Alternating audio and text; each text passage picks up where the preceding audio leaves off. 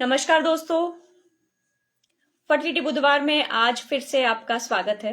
मैं डॉक्टर पूजा देव भयाना सोनाक्षी आईवीएफ से आपके साथ रहूंगी इस सेशन में, जिसमें हम डिस्कस करते हैं आपके फर्टिलिटी रिलेटेड प्रॉब्लम्स के बारे में।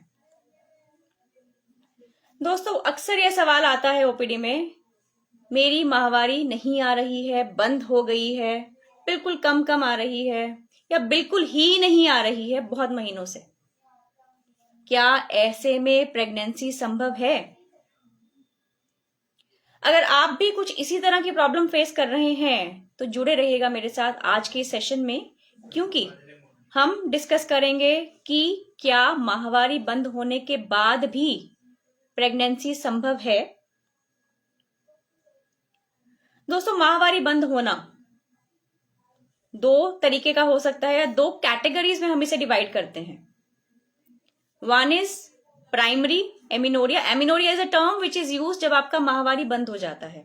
एक होता है कि शुरू से ही आपको माहवारी नहीं आ रही है, बचपन से ही कभी माहवारी चालू नहीं हुई है, that is called primary amenorrhoea.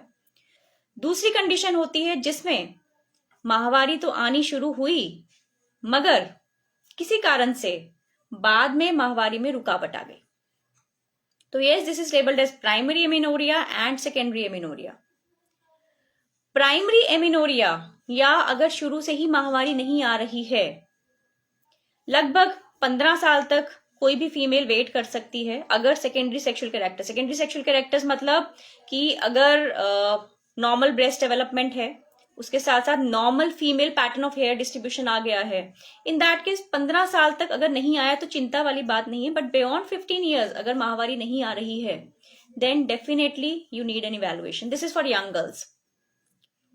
इसके अलावा अब माहवारी क्यों नहीं आ रही है, इसके बहुत सारे कारण हो सकते हैं, बट कारणों पर पहुंचने से पहले जरूरी है कि माहवारी किस तरह से आती है या क्या क्या चीजें इसको कंट्रोल करते हैं, that is important to no.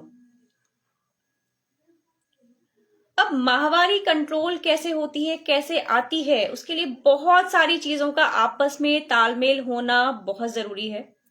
This includes आपके ब्रेन के कुछ ग्लैंड्स, आपकी ब्रेन की कुछ ग्रंथियां जिसको हम हाइपोथैलेमस पिट्यूटरी बोलते हैं। इसके साथ साथ ओवरीज माने अंडाशय, और तीसरी चीज दैट इज इंपॉर्टेंट, गर्भाशय का होना, क्योंकि माहवारी गर्भाशय से ही आएगी। तो यस, इन तीनों चीजों का इंटैक्ट होना मतलब हाइपोथैलेमस पिट्यूटरी, आपके ब्रेन की ग्रंथियां, आपकी अंडाशय काम कर रही हो, इसके साथ साथ माहवारी के लिए गर्भाशय हो और गर्भाशय हेल्दी हो, दैट इज इंपॉर्टेंट। तभी इन तीनों चीजों के तालमेल से माहवारी आनी शुरू होगी किसी भी फीमेल में। अब अगर माहवारी नहीं आ रही है तो दिक्कत कहीं पे भी हो सकती है। इट कुड बी कि आपकी ग्रंथियों में दिक्कत आ रही है। हाइपोथैलेमस पिट्यूटरी जो हम बात कर रहे हैं कि ग्रंथियां क्या होती हैं, एक ऐसे हार्मोन बनाती हैं। ये आपके हार्मोन्स जब बनते हैं तो ये उत्तेजित करते हैं या ये स्टिमुलेट करते हैं आपकी अंडाशय को कि आपको अभी अंडा बनाना है। अंडा जब बनता है तो उसमें से कुछ हार्मोन्स अलग से रिलीज होते हैं जो कि आपकी गर्भाशय के ऊपर एक्ट करता है और आपकी गर्भाशय की सतह को तैयार करता है प्रेगनेंसी के लिए। और अगर प्रेगनेंसी नहीं हो रही है तो यह गर्भाशय की सतह माहवारी के रूप में ब्लीड होकर बाहर आ जाती है। तो इन तीनों चीजों का इंटैक्ट होना जरूरी है, और तीनों में किसी एक चीज में गड़बड़ी हो तो माहवारी में दिक्कतें आ सकती हैं। माहवारी बंद होना मतलब अगर आपको 3 महीने तक लगातार महीना नहीं आया है, पीरियड नहीं आया है, दैट मीन्स कि माहवारी बंद होना या हम एमिनोरिया लेबल करते हैं। अब इसके कारण क्या क्या हो सकते हैं, इन 3 चीजों के कारण डेफिनेटली हो सकते हैं। तो जब भी आप डॉक्टर के पास जाते हैं अपनी कंप्लेंट लेकर, तो आपकी कुछ टेस्टिंग कराई जाती है, आपको फिजिकली एग्जामिन किया जाता है बाय योर डॉक्टर अगर आप इस कंप्लेंट के साथ उनके पास जा रहे हैं। फिजिकल एग्जामिनेशन का मतलब सबसे पहले what we call as speculum, मतलब लोकल जनरल एग्जामिनेशन कि आपके सेकेंडरी सेक्सुअल कैरेक्टर्स हैं या नहीं है, जो हमने बात किया कि hair distribution and all, breast development है या नहीं है। सेकेंड चीज local examination to look for की ट्रैक्ट मतलब माहवारी के रास्ते में कोई दिक्कत तो नहीं है, तो उसके लिए आपके डॉक्टर आपको पर स्पेकुलम एग्जामिन करते हैं, पर विजाइनल एग्जामिनेशन किया जाता है। इसके साथ साथ अन्य टेस्ट जो किए जाते हैं, they are important to be known. एक अल्ट्रासाउंड बेसिक चीज में किसी भी पेशेंट के लिए बोलती हूँ कि स्कैनिंग इज इंपॉर्टेंट, ताकि पता चले कि गर्भाशय कैसा दिख रहा है, अंडाशय कैसा दिख रहा है। अल्ट्रासाउंड अगर टीवीएस हो रहा है, अगर आप मैरिड हैं तो transvaginal scanning is a better modality, क्योंकि उसमें आपको गर्भाशय और अंडाशय दोनों चीजों का पता चल जाता है। अल्ट्रासाउंड के अलावा अगर आपके डॉक्टर को लगे कि कोई दिक्कत है तो हो सकता है आपको एमआरआई का भी एडवाइस किया जाए। एमआरआई रूटीन में सब लोगों में रिक्वायर्ड नहीं होती है, but yes case to case dependent होकर हो सकता है कि आपको ऐसी कुछ एडवाइस की जाए अगर आपके गर्भाशय में या किसी चीज में कोई दिक्कत का शक लग रहा है। Then hormones are very important. Hormones क्या होते हैं? आपके ब्लड की कुछ रिपोर्ट्स हैं। जैसे मैंने बताया कि आपके हार्मोन्स हैं जो एक तरह से मास्टर करते हैं सारे के सारे आपके मेंस्ट्रुएशन को, और अगर इन हार्मोन्स में कोई ना कोई दिक्कत है तो माहवारी नहीं है। तो आपके हार्मोन्स जो टेस्ट कराए जाते हैं, दैट ऑल डिपेंड अपॉन कि आपका एफएसएच क्या है, आपके दिमाग से निकलने वाले हार्मोन्स कैसे हैं, एलएच क्या है, ये भी आपके दिमाग से निकलने वाला हार्मोन है, एस्ट्रोजन बॉडी में कैसा है। तो all these hormones are looked into. आपके doctor depending upon what your findings are customize करके आपको उन हार्मोन्स की एडवाइस देंगे कराने के लिए। देन क्या क्या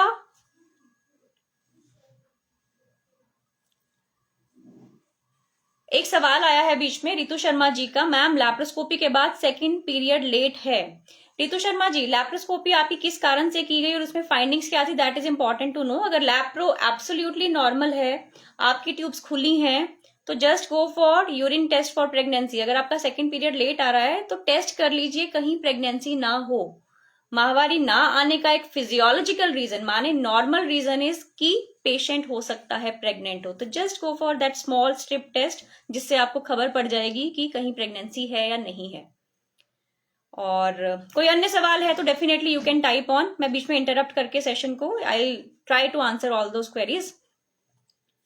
तो दोस्तों हम बात कर रहे थे हार्मोन्स के बारे में। हार्मोन्स आपके इवेलुएट किए जाते हैं कि हार्मोन्स में क्या दिक्कतें आ रही हैं। इससे पता चलता है कि whether you are suffering from disorders in the brain, मतलब हाइपोथैलेमस पिट्यूटरी में कोई दिक्कत आ रही है, या अंडाशय में कोई दिक्कत आ रही है, या गर्भाशय में कोई दिक्कत आ रही है, उसका भी अंदाजा लगना शुरू हो जाता है।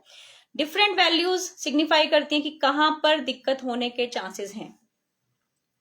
मेनली इस सेशन में मेरा मेन मोटिव है फोकस करने का दो डिसऑर्डर्स पर। एक होता है ब्रेन वाले डिसऑर्डर्स जिसको हम बोलते हैं हाइपोथैलेमिक डिसऑर्डर्स, हाइपोगोनाडोट्रोपिक हाइपोगोनाडिज्म, शायद किसी ने नाम सुना होगा। डेफिनेटली जो लोग इस चीज को फेस कर रहे हैं उन्हें डेफिनेटली पता होगा कि हाइपो क्या कंडीशन होती है। दूसरी कंडीशन जो मैं फोकस करूंगी आज के सेशन में, दैट इज रितु शर्मा जी, आपकी ट्यूब्स ब्लॉक थी इसलिए लैप्रोस्कोपी की थी और प्रेगनेंसी नहीं है। लैप्रोस्कोपी में ट्यूब्स खोली गई हैं, नहीं खोली गई हैं? अगर खुल गई हैं तो प्रेगनेंसी के चांसेस हो सकते हैं। एक पीरियड अगर आपको डिले हो रहा है, बहुत ज्यादा डिले नहीं है, तो just wait for your period. हो सकता है पीरियड आ जाए, और फिर भी अगर पीरियड नहीं आ रहा है then definitely you need to consult your doctor कि पीरियड इतना डिले क्यों हो रहा है। इससे पहले ये भी जानना चाहूंगी मैं, इससे पहले का आपका prior to laparoscopy what was the pattern of your period? अगर आपको रूटीन में ही पीरियड लेट आ रहा था तो प्रोबेबिलिटी ये भी हो सकती है कि आपका वो साइकिल ऑलरेडी जो डिले चल रहा था that is going to a routine pattern. हम कहां पर थे? रितु जी आपने मेरे को भुला दिया कि मैं क्या डिस्कस कर रही थी। Okay, I was talking about कि हम दो चीजें डिस्कस करेंगे, हाइपोथैलेमिक डिसऑर्डर्स, हाइपो की कंडीशंस, और इसके साथ साथ premature ovarian failure what we call as POF। दो अलग अलग कंडीशंस हैं, दोनों पेशेंट्स देखने को मिलते हैं ओपीडी में, specially when we are sitting in a tertiary care centre जहां पे लोग प्रेगनेंसी धारण करने के लिए आते हैं। तो इसमें commonly we see all these conditions. Hypo condition is थोड़ा कम common, premature ovarian failure is थोड़ा ज्यादा कॉमन। अब हाइपो में क्या है कि आपके ब्रेन से हार्मोन्स रिलीज नहीं हो रहे हैं, आपकी ब्रेन की ग्रंथियां हार्मोन नहीं बना रही हैं, इसीलिए अंडाशय को वो स्टिमुलस नहीं मिल रहा है कि उसको अंडे बनाने हैं। और अगर एग नहीं बन रहा है तो उस एग का असर गर्भाशय पर नहीं आता है, गर्भाशय यूजुअली माहवारी नहीं हो पाती है। अब ऐसी कंडीशंस में पेशेंट्स विल प्रेजेंट कि माहवारी नहीं आ रही है, और अगर आप एग्जामिन करेंगे तो डेफिनेटली यूट्रस का साइज, गर्भाशय का साइज श्रिंक होना शुरू हो जाता है, क्योंकि नॉर्मल माने पौधा है, पौधे को आप खाद देते हो तो बड़ा होता है। यूट्रस एक तरह का पौधा है, इसको अगर इन हार्मोन्स की खाद मिलती रहेगी तभी ये नॉर्मल साइज तक पहुंचता है। और अगर ये हार्मोन्स डेफिशिएंट है, हार्मोन्स में कोई दिक्कत है, तो आपका यूट्रस बढ़ नहीं पाता है, स्मॉल इन साइज, बिल्कुल छोटा सा रह जाता है। टिपिकली देखने को मिलता है हाइपो कंडीशन में स्मॉल साइज यूट्रस। तो गर्भाशय प्रॉपर साइज का नहीं है, अंडाशय काम नहीं कर रहा है, आपकी ब्रेन से बिल्कुल ही हार्मोन्स रिलीज नहीं हो रहे हैं। What to do in such condition? सबसे पहले इन कंडीशंस में आपके डॉक्टर्स देखेंगे कि आपके सेक्सुअल कैरेक्टर्स डेवलप्ड हैं कि नहीं। This is particularly for those females जो प्राइमरी एमिनोरिया से प्रेजेंट कर रही हैं। अगर सब कुछ ठीक है तो आपके डॉक्टर आपको गर्भाशय का साइज बढ़ाने की दवाइयां देना चालू करेंगे। Line of action goes into two things basically, गर्भाशय का साइज बढ़ाना प्रेगनेंसी के हिसाब से अगर हम बात कर रहे हैं, एंड सेकेंडली प्रेगनेंसी के लिए करना कोशिश। गर्भाशय का साइज बढ़ाने के लिए कुछ दवाइयां दी जाती हैं which are in the form of hormones. Oestrogen होता है, एस्ट्रोजन हार्मोन हम देते हैं ताकि गर्भाशय का साइज बढ़े। 3 से 6 महीना बड़े आराम से लग जाता है इन पेशेंट्स के गर्भाशय के साइज को बिल्डअप करने के लिए। और जब आप प्रेगनेंसी के लिए कोशिश कर रहे हैं, एक बहुत इंपॉर्टेंट बात आपको बताना चाहती हूं, अगर आप प्रेगनेंसी के लिए कोशिश कर रहे हैं और आपको पता है कि आप गोनाडोट्रोपिक हाइपोगोनाडिज्म को फेस कर रहे हैं, जिसमें आपके हार्मोन्स ब्रेन से रिलीज होने वाले बहुत बहुत बहुत कम मात्रा में है, इन दैट केस प्रेगनेंसी के लिए रूटीन दवाइयां, माने ओव्यूलेशन इंडक्शन की जो दवाइयां क्लोमिफिन, लेट्रोजोल हम यूज करते हैं, they will not at all act. आपके लिए दवाइयां बिल्कुल ही 0 रिजल्ट लेकर आएंगी, बिकॉज ये दवाइयां काम नहीं करेंगी अंडा बनाने के लिए। And in this condition when your size of uterus is grown up, in that case उसके बाद आपको सिर्फ और सिर्फ हार्मोनल इंजेक्शंस देने से आपका एग तैयार हो पाएगा। This is quite a difficult condition. Difficult क्यों बोल रही हूं? क्यों? What I tell my patients, अगर आप हाइपो हो और आप इंजेक्टेबल्स ले रहे हो तो बहुत बार अनप्रिडिक्टेबल होता है कि कौन सा पेशेंट कितने इंजेक्शंस के ऊपर रिस्पॉन्ड करेगा। सम ऑफ द पेशेंट्स में रिस्पॉन्ड टू हो सकता है 10 दिन, 11 दिन, 12 दिन के इंजेक्शंस। कुछ पेशेंट्स हो सकते हैं 40, 45 दिन भी इंजेक्शंस लें, उसके बाद उनका एग ग्रो करना पड़े। So this is quite a difficult condition, but yes, सब्र रखना पड़ता है किसी भी पेशेंट को अगर वो प्रेग्नेंट होना चाहता है, क्योंकि उन इंजेक्शंस का असर आने में कितना टाइम लगेगा। एक बार इंजेक्शंस का असर आ गया then follicles will start growing, but शुरुआत में definitely you need to keep patience ताकि अंडों का साइज धीरे धीरे बढ़ना शुरू हो। आप अपने डॉक्टर जिससे भी आप सलाह रहे हैं, सिंसियर एडवाइस, बार बार एक ही एडवाइस दे रही हूँ, वो आपके लिए बेस्ट कर रहे हैं। तो अगर आपको हाइपो है तो अपने डॉक्टर की बात मान के जितने वो इंजेक्शन लगवा रहे हैं, just try to stick with that, क्योंकि इन कंडीशंस में रिस्पॉन्स थोड़ा डिले हो सकता है। और हाइपो अगर है और आपका फॉलिकल बन रहा है, देन डिपेंडिंग अपॉन आपके ट्यूब्स का स्टेटस क्या है, सीमेन रिपोर्ट क्या है, आप नेचुरल ट्राई कर सकते हैं, आप आईयूआई पर जा सकते हैं, या अगर एग्स की मात्रा ज्यादा है, कभी कभार ऐसा भी होता है कि एग्स बहुत सारे बन गए। हाइपो इज अ कंडीशन जिसमें मेरे को नहीं पता रिस्पॉन्स एक अंडे का आएगा, या हो सकता है कि कुछ 7, 8, 9 अंडे इकट्ठे ग्रो कर जाएंगे। In case this is happening, तो your doctor may convert your cycle to IVF cycle. तो यस, आई थिंक एक कंडीशन हमने क्लियर की, हाइपो विच मैंने जानबूझकर बीच में डाला, हालांकि कॉमन कंडीशन नहीं है, बट बहुत बार जिन लोगों को ये कंडीशन होती है, जिन लोगों को ये प्रॉब्लम होती है, वो बहुत बार परेशान होते हैं कि पता नहीं क्या हो रहा है, पता नहीं क्यों एग नहीं बन रहा है। Then second condition, premature ovarian failure. Premature ovarian failure मतलब टाइम से पहले अंडाशय का, एग्स का खत्म हो जाना या कम हो जाना। अगर आपकी माहवारी 40 साल से कम में बिल्कुल रुक गई है, सिर्फ मेडिसिन पे आ रही है, अंडाशय में एग्स की मात्रा बिल्कुल गिर चुकी है, that is what is labelled as premature ovarian failure. कारण बहुत बार नहीं पता होते कि किसी फीमेल को पीओएफ या प्री मच्योर ओवेरियन फेलियर क्यों हो रहा है, but then it could be autoimmune disorders, हो सकता है जेनेटिक ऐसी चीजें हैं, जेनेटिकली ऐसा कुछ है जिस कारण से आपकी अंडाशय काम नहीं कर रही है, स्ट्रीक ओवरीज हैं, बहुत छोटी ओवरीज हैं। हो सकता है फैमिली हिस्ट्री आपकी ऐसी है जिस कारण से आपको प्रीमच्योर ओवेरियन फेलियर का सामना करना पड़ रहा है। So all these things could be there in case you are having premature ovarian failure. अब प्रीमच्योर ओवेरियन फेलियर हमने हाइपो में डिस्कस किया था कि अगर आपको पीरियड बंद है और हाइपो की कंडीशन है, तो इन दैट केस आपके एग्स हम ग्रो करा सकते हैं with help of certain injections. But premature ovarian failure इससे बिल्कुल उल्टा है। उसमें क्या रहता है कि आपको अगर हम इंजेक्शंस भी देंगे तो शायद कोई एग नहीं बढ़ पाएगा। बिरले केसेस में, बहुत रेयर केसेस में इट हैज बीन रिपोर्टेड कि कोई एक एग बन के निकले कुछ सालों में और उसके बाद प्रेगनेंसी भी हो जाए। तो rare cases of pregnancy have been reported in these patients, but मोटे तौर पर इन पेशेंट्स को बहुत बार सहायता लेनी पड़ती है टू गेट प्रेग्नेंट। अब वो सहायता कैसे की जाती है? गर्भाशय का साइज नॉर्मल है तो वेल एंड गुड। अगर आपका गर्भाशय का साइज नॉर्मल नहीं है, गर्भाशय छोटा है, तो in that case again we have to give you certain medicine, certain hormones, so that आपका गर्भाशय का साइज बढ़ जाए। और एक बार आपके गर्भाशय का साइज बढ़ गया तो आपकी प्रेगनेंसी की तैयारी की जाती है। प्री मैच्योर ओवेरियन फेलियर, जिसमें कि हम प्रेग्नेंट होना चाह रहे हैं, उनके लिए यह जानना जरूरी है कि आपकी अंडाशय रेजिस्टेंट हो जाती है हार्मोन्स को, और जब वो हार्मोन्स को रेजिस्टेंट हो जाती है दैट मीन्स कि मैं बहुत सारे इंजेक्शंस भी दूंगी तब भी शायद अंडाशय आपका एग नहीं बनाएगी। तो दिस इज अ कंडीशन जहां पे एग डोनेशन या अंडा बाहर से लेने की सहायता आपको लेनी पड़ सकती है in case you want to get pregnant. तो दो extreme conditions, I will repeat once again, छोटी छोटी बात बताऊंगी इनके बारे में। One is hypothalamic, second is premature ovarian failure. Hypothalamus में बेस्ट थिंग इज आपके खुद के एग्स बन सकते हैं।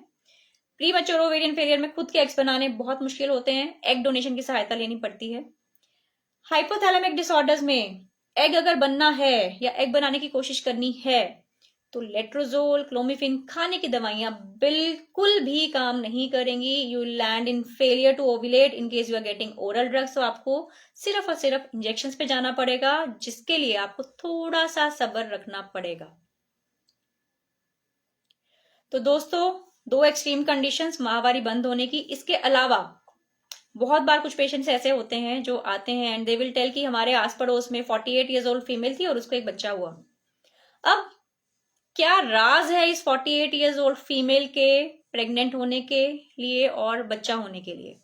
48 years old female is also like ovarian failure. Menopause हो गया है। मीनोपॉज मतलब ऐसी कंडीशन जिसमें आपकी माहवारी बिल्कुल रुक गई है। पोस्ट मीनोपॉजल फीमेल्स बहुत बार हमारे पास आती हैं माहवारी बंद होने के बाद कि हमें अभी बच्चा करना है। तो क्या इन कंडीशंस में भी बच्चा हो सकता है? इन कंडीशन में प्रेगनेंसी, डिलीवरी सब हो सकती है? I would say one thing, आपकी ओवरीज की एज होती है, आपकी यूट्रस की बहुत ज्यादा कोई ऐसी एजिंग नहीं होती। कुछ चेंजेस डेफिनेटली आते हैं यूट्रस में with age, but then ovaries अगर एज हो रही है जरूरी नहीं है आपका यूट्रस भी उतना ही एजिंग शो करे। Uterus is a fertile part. अगर यूट्रस आपका अच्छा है तो प्रेगनेंसी की संभावनाएं हैं, बट उस प्रेगनेंसी कैसे करनी है, वो प्रेगनेंसी में कैसे हमें तरीके ढूंढने पड़ते हैं कि क्या क्या ट्रीटमेंट्स आपके लिए हम ऑफर कर सकते हैं to get you pregnant. In that case also गर्भाशय का साइज बढ़ाकर आपको एग डोनेशन के रास्ते पर लेकर जाया जाता है अगर आप मीनोपॉजल हैं, अगर आपकी माहवारी बंद हो गई है। इसके अलावा आज का मेन मोटिव था मेरा बताने का कि माहवारी बंद होने का मतलब यह नहीं है कि बिल्कुल ही प्रेगनेंसी नहीं हो सकती। देयर आर सर्टेन कंडीशंस जिनमें की प्रेगनेंसी हो सकती है, जिनमें की हेल्दी बेबी या हेल्दी डिलीवरी हो सकती है। जरूरत है आपको जाने की अपने डॉक्टर के पास, उनसे सलाह मशवरा लेने की, प्रॉपर इवैल्यूएशन की कि अगर माहवारी बंद है तो उसका क्या कारण है और उसके लिए क्या क्या किया जा सकता है, कैसी कैसी ऑप्शंस अपनाई जा सकती हैं। ये था which were the conditions which are treatable actually. अब कुछ कंडीशंस ऐसी भी हो सकती हैं जो गर्भाशय के साथ रिलेटेड होती हैं, जो गर्भाशय की दिक्कतें होती हैं। मतलब एंड ऑर्गन, एंड ऑर्गन क्या है? आपका गर्भाशय है, गर्भाशय कोई माहवारी निकाल के भेजनी है, उसको हार्मोन्स का सपोर्ट चाहिए। अब सपोज हार्मोन्स बहुत नॉर्मल है, सब कुछ नॉर्मल आ रहा है, बट गर्भाशय फिर भी या गर्भाशय में से फिर भी माहवारी नहीं आ पा रही है। This is what is labelled as end organ damage या एंड ऑर्गन डिजीज। इन कंडीशंस के बारे में हम डिस्कस करेंगे अपने नेक्स्ट सेशन में, जिसमें मैं डिस्कस करूंगी माहवारी बंद होने के गर्भाशय के कारण क्या क्या हो सकते हैं और उसके लिए हम क्या क्या ट्रीटमेंट्स कर सकते हैं, क्या क्या प्लानिंग कर सकते हैं अगर आप प्रेग्नेंट होना चाह रहे हैं। जुड़ेगा मेरे साथ अगले बुधवार, फर्टिलिटी बुधवार में दोपहर 3:30 बजे। Till then bye and take care. आपके जो भी सवाल हो आप टाइप कर सकते हैं, आप मेरे इनबॉक्स में डाल सकते हैं, आप मेरे फेसबुक पेज पर एज अ कमेंट लिख सकते हैं। I will be happy to answer all those queries of yours. अगले हफ्ते फिर से तैयार रहिएगा अपने पेपर पेन के साथ और साथ में टाइप करने के लिए कि आपके क्या क्या सवाल हैं। बाय।